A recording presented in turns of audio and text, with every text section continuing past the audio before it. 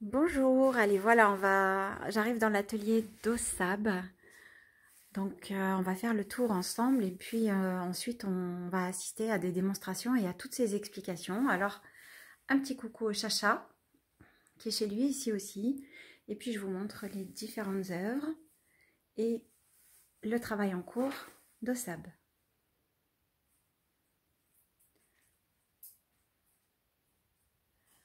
Alors j'espère que vous arrivez à voir son travail.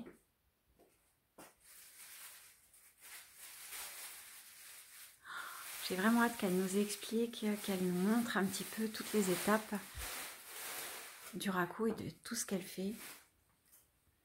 Toutes les pièces sont superbes ici, c'est assez magique.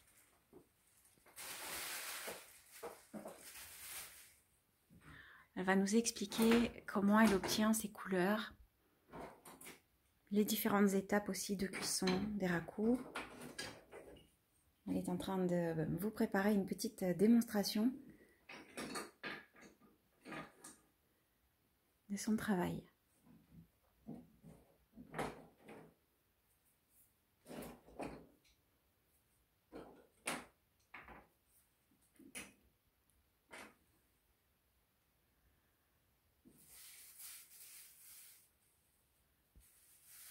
Elle nous expliquera aussi toutes ces structures qu'elle ajoute à ses sculptures. Alors, on continue de tourner. Vous voyez, elle a beaucoup de lumière.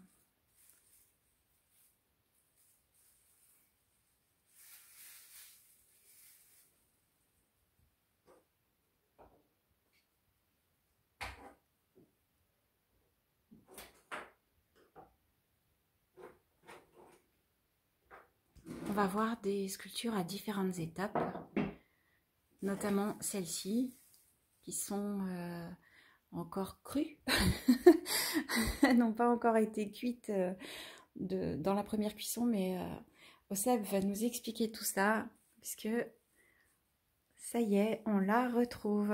Bonjour tout le monde. Ben voilà, je vais vous faire une petite démonstration de comment je monte une sculpture. Donc j'ai un petit peu préparé d'avance. Voilà, je vous ai fait une petite tête et je vais vous montrer comment je la vide parce que toutes les têtes sont vidées. Donc j'ai un petit instrument que j'utilise spécialement pour ça. Voilà. Voyez. Alors, est-ce que j'ai un petit souci de lumière? Voilà, ici j'ai un peu Peut-être plus pas, de lumière, ouais. Oui, on peut allumer la lumière. Non, non, là c'est parfait. Voilà, donc c'est un travail délicat parce que il faut pas abîmer le devant du visage et en même temps il faut quand même le tenir fermement dans ses mains pour pouvoir la vider. Parce que si elle était pleine, elle ne cuirait pas, c'est ça? Elle cuirait, oui, si elle cuirait, mais je préfère la vider d'abord d'une part pour éviter la formation de bulles, parce que s'il y a des bulles d'air dans la terre ensuite, ça risque d'éclater au four. C'est la première raison. Et la deuxième raison, c'est pour alléger le poids de la sculpture. Comme ce sont des sculptures qui sont longues et maigres, je préfère que, pour une question de stabilité, qu'elles soient un petit peu plus légères en haut qu'en bas. Voilà. Et là, donc voilà, j'ai fait le trou. Et maintenant, je vais refermer. Alors moi, j'utilise beaucoup la salive. Ça colle très bien, la salive. Et là, voilà, je vais tout simplement refermer avec mon petit outil. Voilà. Donc la terre que tu mets dessus, elle est toute malléable, elle est beaucoup Voilà, plus, c'est un peu comme une pâte à modeler en fait. Hein. Ça se travaille à différents degrés, différents stades de sécheresse. Et selon le résultat qu'on désire obtenir, enfin le résultat que je désire obtenir, je vais utiliser une terre plus ou moins sèche. Voilà, là je l'ai fermé et maintenant je travaille sur la forme. Voilà, c'est à peu près fait. Donc voilà, ça c'est une tête vidée. Voilà. Je mets un sachet ici pour que ça ne sèche pas trop au niveau du cou. Parce que ensuite il faut que je la colle après le corps. Et donc il ne faut pas que la terre soit trop sèche. Et maintenant je vais vous montrer, je vais faire une petite oreille. Comme ça vous voyez comment je fais les oreilles. Donc je prends un petit bout de terre. Je mouille un peu. Alors les oreilles c'est délicat parce que comme c'est très petit, il faut travailler vite. Parce que quand la terre est sèche, si elle est trop sèche, on ne peut plus rien faire avec. Donc il faut que cette étape-là soit assez rapide. Voilà. Très très fine. Voilà, très fine. Je mouille un peu. Vous n'avez pas vu comment j'ai fait. Et là, voilà, je colle l'oreille. Alors, il faut toujours trouver le bon outil. C'est toujours compliqué. Voilà. Maintenant, je fais le lobe. Que je colle. Pareil.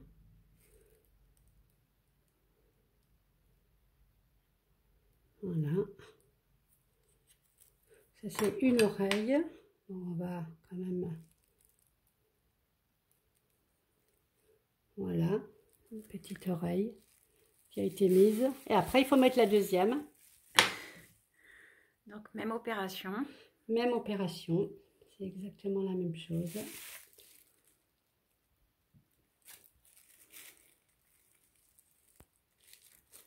Donc, ce qu'il faut, c'est à peu près la mettre à la même hauteur, bien qu'on ne soit jamais vraiment à 100% symétrique.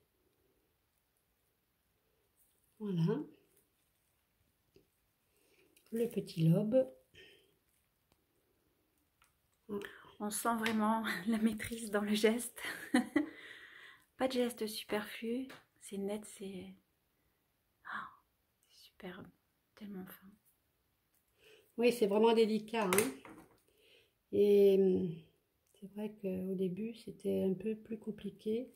Parce qu'il faut que ce soit vite fait. Voilà. Les oreilles sont là. Maintenant, je vais vous montrer comment je fixe. Je vais la fixer sur le corps. Je vais en prendre une autre parce que j'en ai préparé une. Celle-ci, je l'emballe. Alors l'avantage, la terre, c'est quelque chose de formidable. Si vous l'emballez bien, vous pouvez la laisser pendant 1 an, 2 ans, 3 ans. C'est aucun problème. Si c'est bien emballé, si vous de temps en temps vous y revenez, vous mettez un petit chiffon humide dessus, ben vous pouvez le laisser, le garder. Et là, voilà, ça c'est une tête que j'ai préparée, que j'ai un petit peu plus fignolée. En fait, tu as préparé pour la démonstration plusieurs stades, voilà. D'accord, voilà. Pour nous montrer les différentes étapes au voilà, fur et à mesure. Exactement. Donc là, j'avais mis un petit chiffon mouillé de manière à ce que ça ne sèche pas trop. Et voilà, alors là, je vais couper la terre qui a en surplus.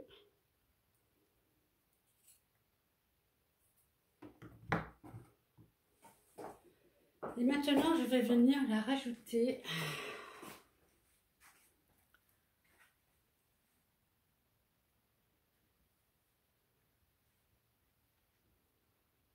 Voilà, sur le corps que j'ai préparé.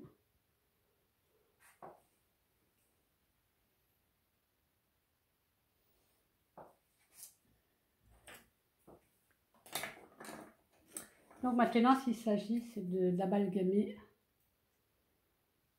les deux terres pour que le collage soit bien fait. Ça, c'est très important parce que si le collage est mal fait, à la cuisson raku, où il y a quand même un très très fort choc thermique, quand on passe du four à raku, on passe de 1000 degrés à température ambiante. Et là, si le collage est mal fait, la sculpture, elle casse à l'endroit du collage mal fait. Donc c'est vraiment important.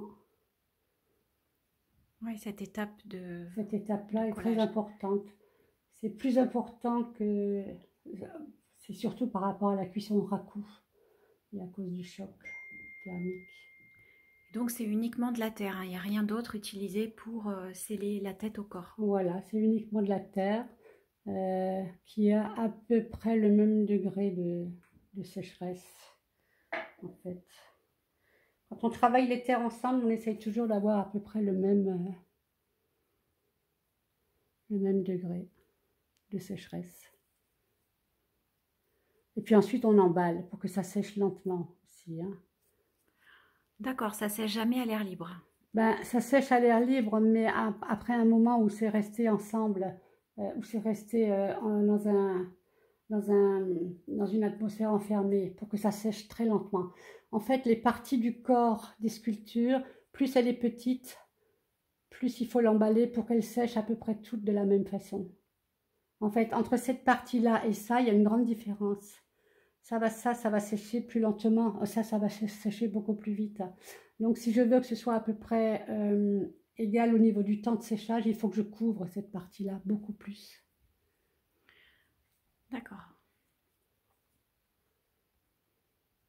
Parce que la terre, elle rétrécit de 5% au séchage.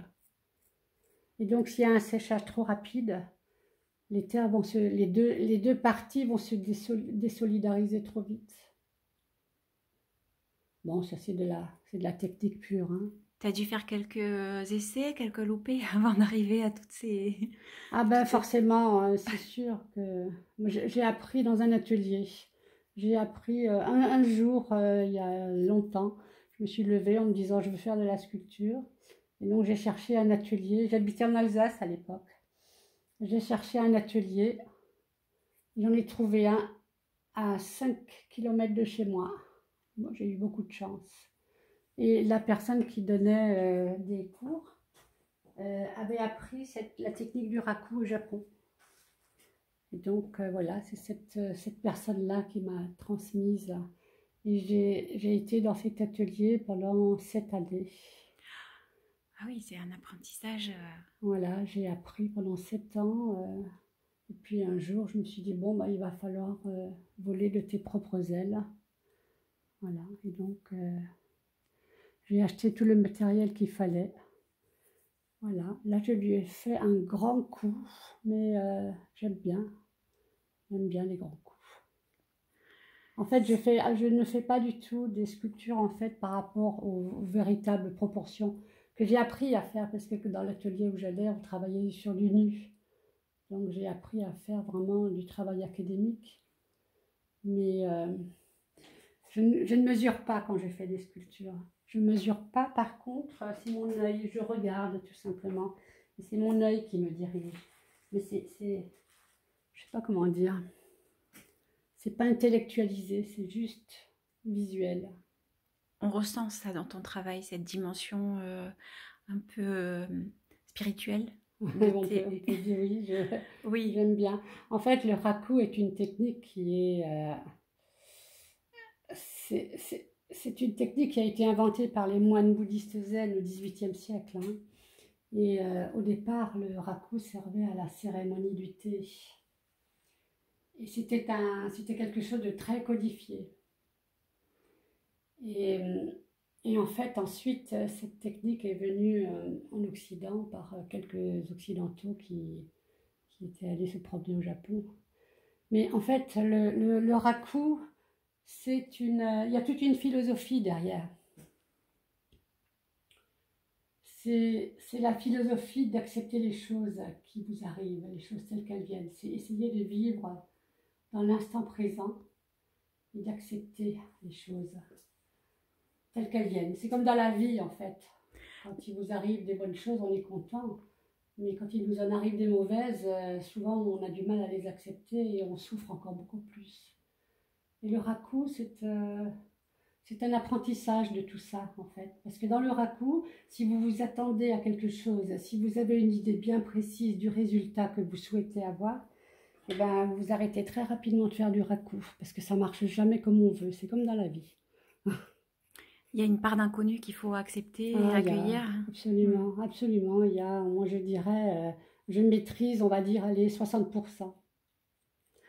Et le reste, c'est le hasard. C'est surtout au niveau, pas évidemment au niveau du modelage, ça c'est 100%, c'est moi, enfin 100%, c'est peut-être non, on va pas dire 100%, mais je maîtrise quand même. Alors que l'émaillage et le résultat de l'enfumage, alors celui-là, c'est complètement aléatoire. Parce que l'enfumage, il peut être clair, il peut être foncé, il peut être gris, il peut être brun. C'est ça vraiment, c'est quelque chose que je maîtrise très peu. On va dire les 60%. Merci en tout cas pour cette démonstration. C'est passionnant de te regarder travailler. Il y a quelque chose de très apaisant. Alors quand je suis dans mon atelier, c'est vrai que je perds complètement la notion du temps. Ah, je te crois. Ça se voit à ta façon de... la notion du temps. Je vous montre. Hein.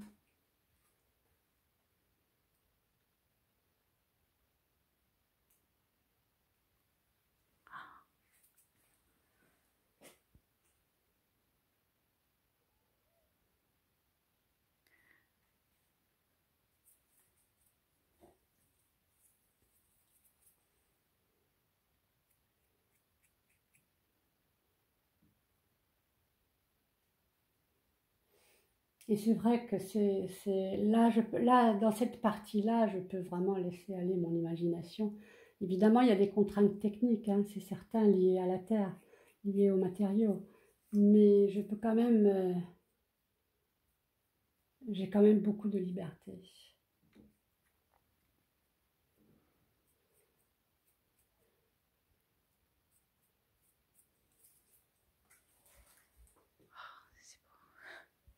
C'est beau. C'est... Voilà, et ce que j'aime bien aussi, c'est travailler sur les oppositions, sur les différences. Par exemple, un visage qui est quand même très lisse, serein, qui est très travaillé, le reste qui est un petit peu, peut-être moins sur celle-ci, mais moins travaillé, enfin d'une manière différente. Hein. Très souvent, je fais des visages sur des parties de corps où je prends simplement un bâton et que je tape de manière aléatoire. Oui, voilà, par exemple, voilà, Lilou a très bien compris. Ça, c'est... Et j'en fais souvent comme ça. Celle qui a l'éventail aussi là-bas. Et c'est simplement le bâton que je tape sans trop réfléchir en fait. Donc c'est pas complètement moi qui fais ce travail-là non plus finalement. Et donc j'aime bien cette différence entre un visage qui est très structuré et travaillé et le reste qui est plutôt lié au hasard, on va dire. Voilà. Voilà, donc ça, voilà, on peut dire à peu près là, c'est à peu près fini. Bon, après, maintenant je vais encore faire la coiffe. Si oui, je vais la terminer, la coiffe, ok. Et après, ça sera l'étape suivante. Je ne le ferai pas parce que c'est très long et que ça va pas vous apporter grand-chose. Mais tout ce corps, je vais le vider. Je vais le vider à peu près jusqu'aux trois quarts.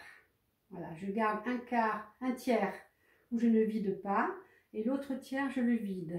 Toujours dans ce souci de ne pas emprisonner de bulles d'air, mais aussi dans le souci de rendre la pièce plus stable. Voilà. Alors, maintenant, on va faire la coiffe. Donc,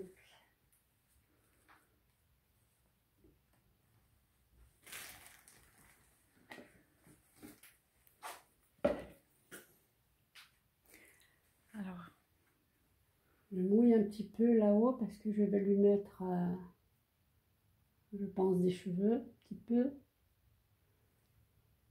c'est de l'eau? C'est de l'eau, tout simplement. Voilà. Comme entre-temps, ça a un petit peu séché, je dis que Parce que si c'est pas bien amalgamé, c'est toujours un peu, ça risque de se décoller facilement. Oui, ce que tu nous expliquais tout à l'heure. Voilà. Voilà, hein, c'est pas trop travaillé, mais c'est juste ce qu'il faut.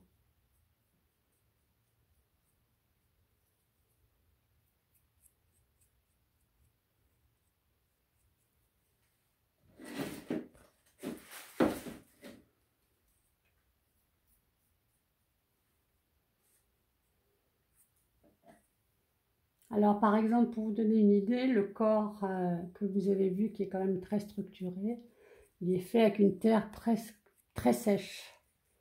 Alors que là, vous voyez, j'utilise une terre qui est très mouillée.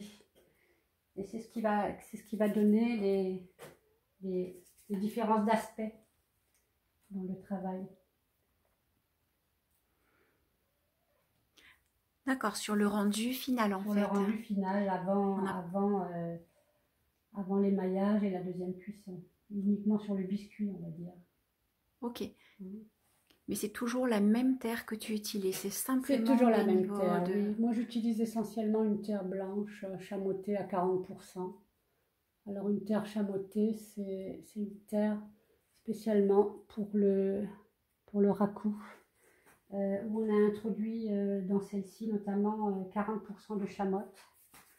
Alors, la chamotte, c'est de la céramique cuite et broyée en petits morceaux. Et en fait, le fait de mettre de la chamotte dans la terre la rend beaucoup plus résistante au choc thermique. Parce qu'une terre normale, si vous lui donnez un choc thermique, que vous passez de 1000 degrés à température ambiante, elle ne va pas supporter. Elle va exploser, elle va casser, elle va se fendre, ça ne va pas aller. C'est pour ça que quand on fait la première cuisson, ce qu'on appelle un biscuit, une fois que cette sculpture sera terminée, elle passera dans le four électrique.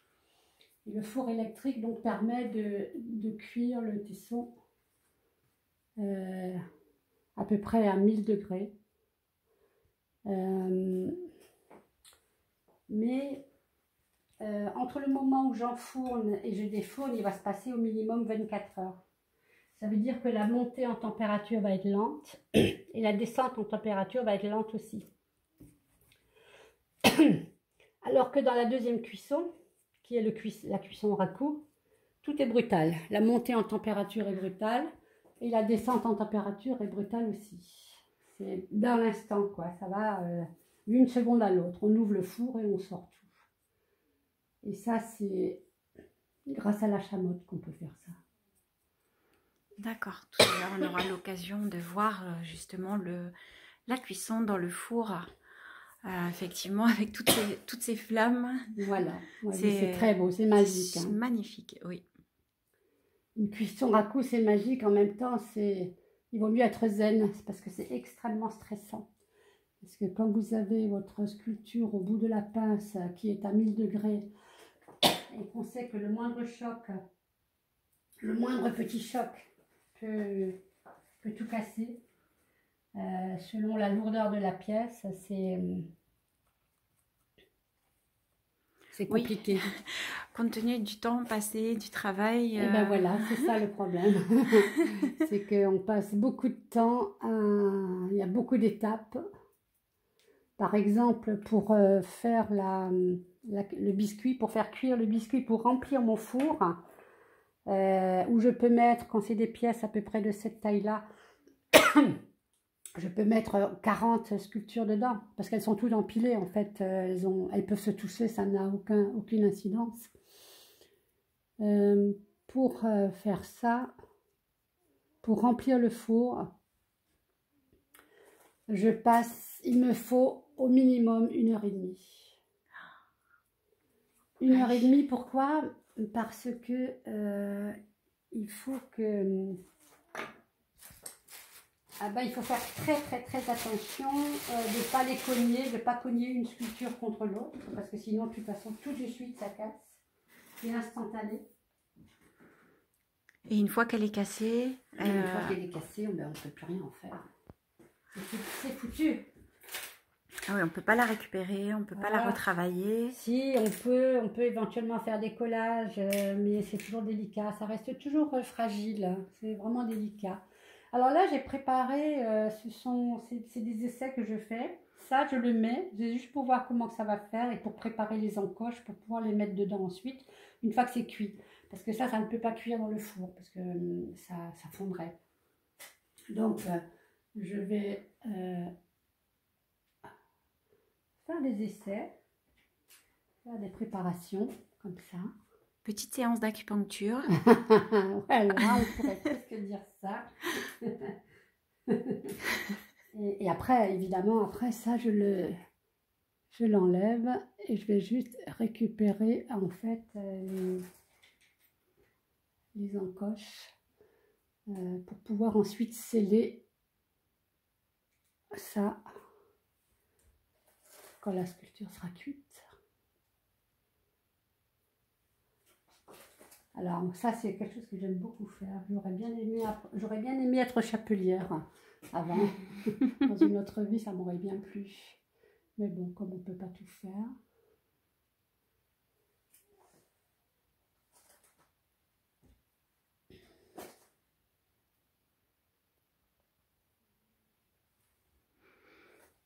C'est comme Lilou, là, qui est en train de faire tes cheveux, Lilou. Oui.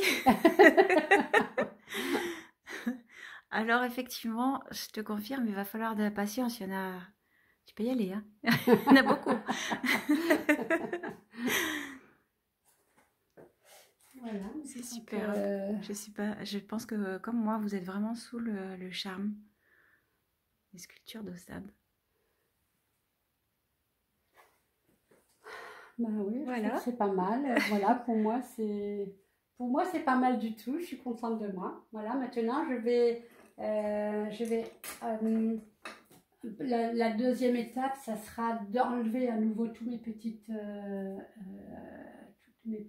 tournicotons là, et de bien agrandir le trou pour pouvoir ensuite les remettre dedans. Parce que la terre sèche de 5% au séchage, mais également de 5% à la cuisson. Ça fait 10%.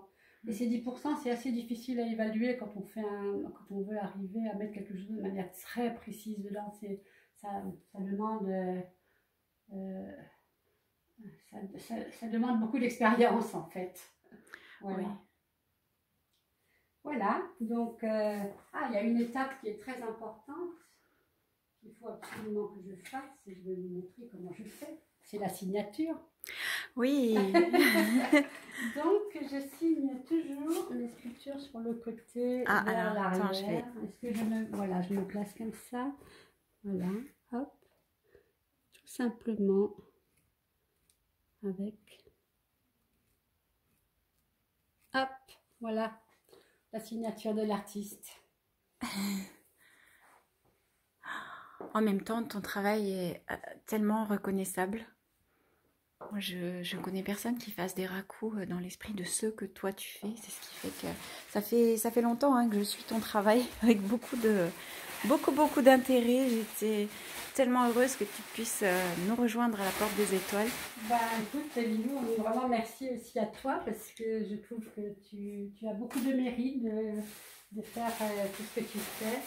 De permettre à tous ces artistes d'être vus. Je trouve que c'est vraiment merci, hein, beaucoup. Bah, vraiment, enfin ça me touche, mais déjà on est vraiment toute une équipe. Bien parce sûr, que toi et les autres, évidemment. Ah oui, on est toute une équipe sans qui toute cette belle aventure n'existerait pas parce que on est tout ensemble. Et puis merci à toi, oui, merci à vous tous. Aussi, alors.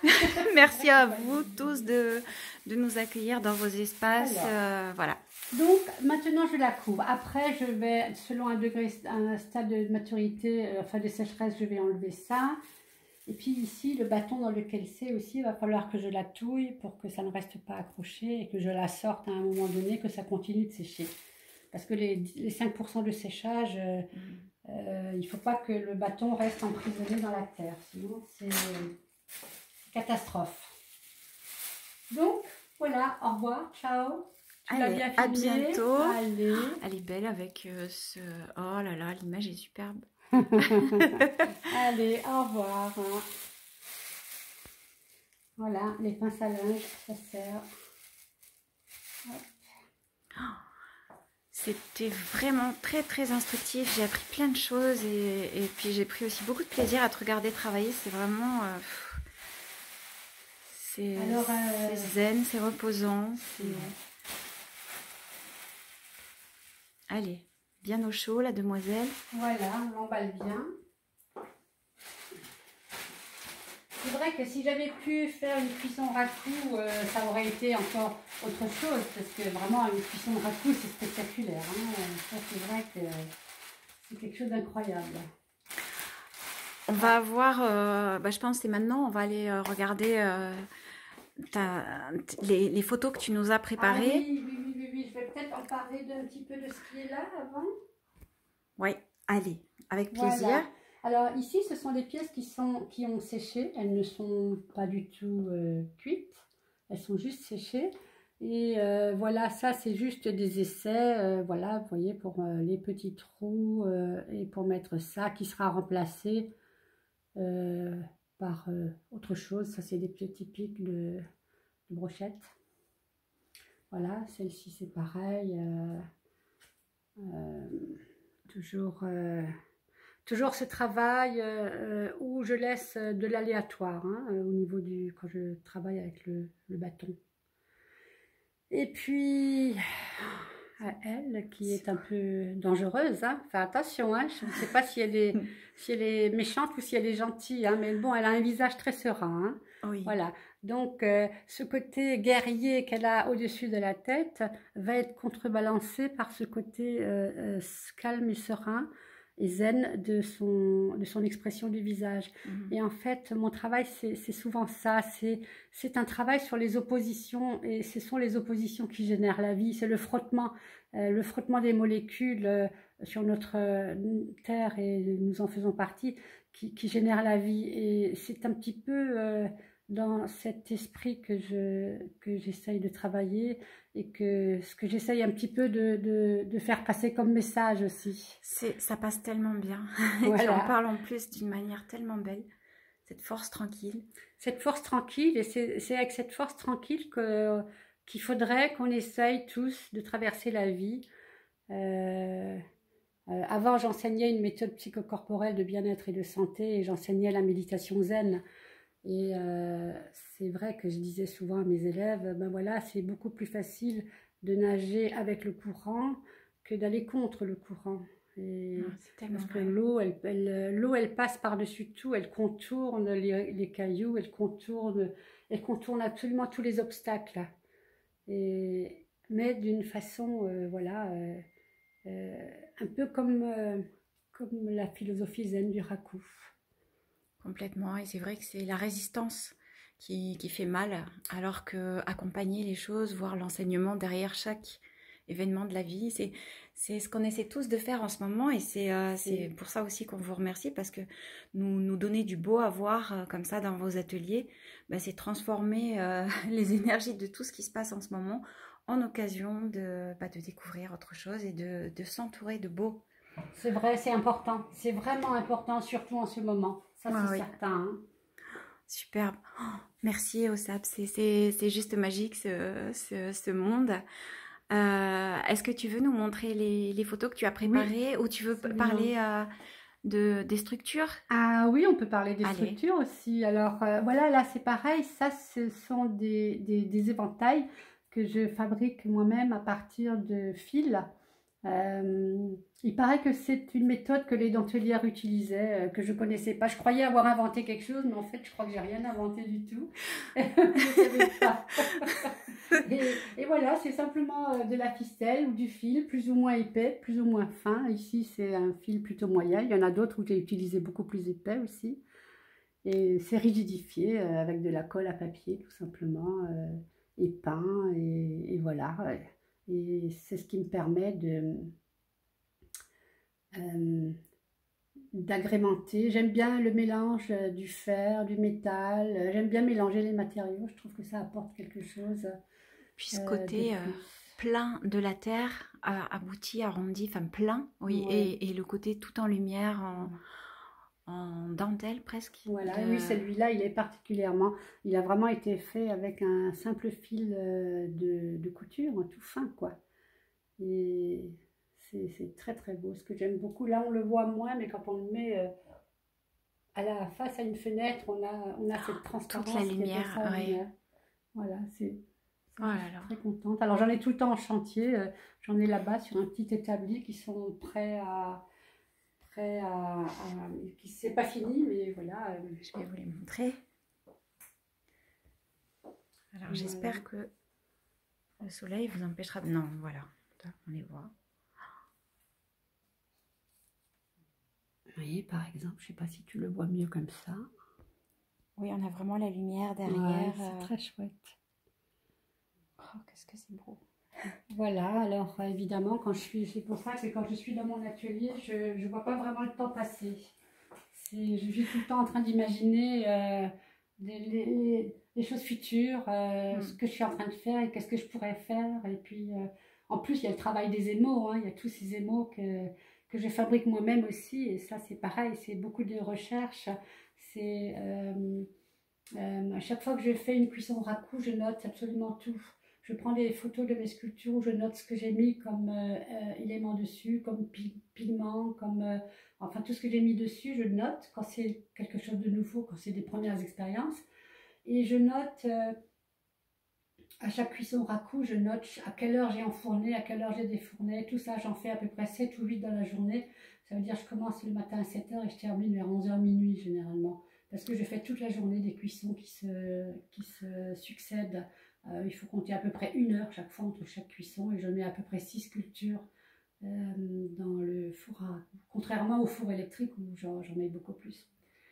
Et donc je note tout et mes émaux, c'est pareil, il faut absolument noter quoi, si on veut un petit peu ne pas rester dans sa routine et changer et puis faire de nouvelles choses et expérimenter. Voilà, c'est le travail qui est intéressant, c'est d'expérimenter. Alors, merci. Alors maintenant, on va voir ça, mais je ne sais pas comment, où est-ce qu'on doit se mettre. Idéalement là-bas, là-bas on où n'a c'est pas le sombre, soleil, hein. ouais. Je pense qu'on verra mieux les photos. Ah, c'est parfait.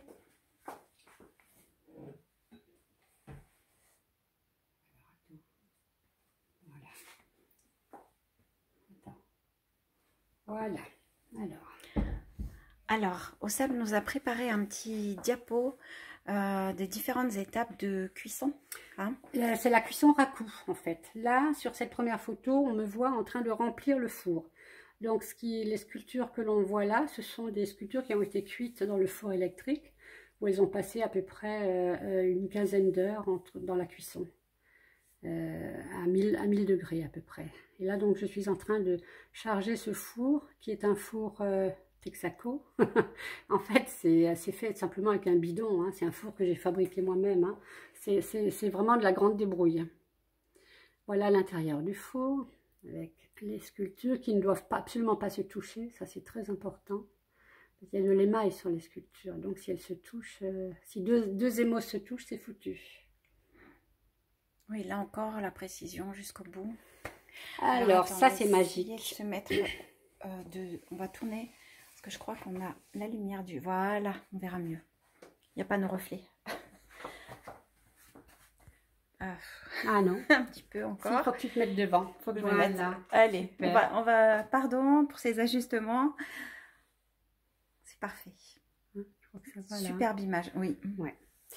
Alors ça c'est magique, c'est une cuisson raku qui a été prise en photo le soir, il faisait nuit, et là je viens d'ouvrir le four. Donc les pièces sont à 1000 degrés à peu près, et elles sont translucides. Ça c'est absolument magnifique. Là c'est la même chose, mais il faisait encore jour. Là à ce stade-là, elles sont hyper fragiles. Là dès qu'on y touche, dès qu'on cogne un tout petit peu à quelque chose, c'est foutu. Ça c'est magnifique. Ça se passe de mots, je crois. Là, ça, c'est moi, quand je vois ça, ça m'émeut à chaque fois parce que là, on voit la matière en fusion, c'est formidable. Sublime, absolument sublime. Pardon.